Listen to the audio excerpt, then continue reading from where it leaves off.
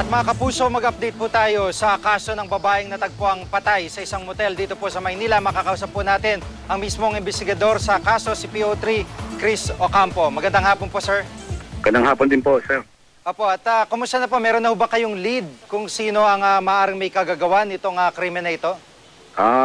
Sa ngayon, yung motibo po ay dinetermine pa po natin. Pero po may mga lead na po tayo ay hindi lang po natin pinapahayag pa po muna po. Opo, para hindi rin mabulabog yung operasyon kung meron kayong sinasagawa sa ngayon. Yes, sir. Yes, sir.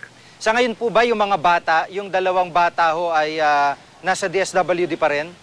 Yes po, yung dalawang pong bata na si Bon at si Yeye ay nasa kusodiya po ng DSWD.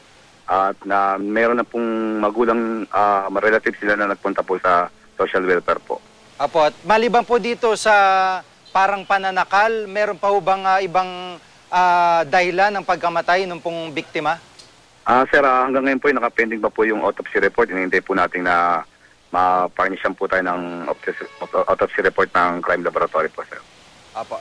Maraming po salamat si PO3 Chris Ocampo, investigador po sa pagkamatay ng babaeng biktima sa Maynila kanina. Salamat po.